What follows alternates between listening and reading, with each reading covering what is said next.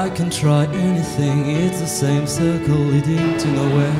And I'm tired now anyway, I've lost my face, my dignity, my look, everything is gone.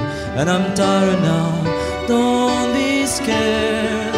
I found a good job and I go to work every day on my old bicycle you loved.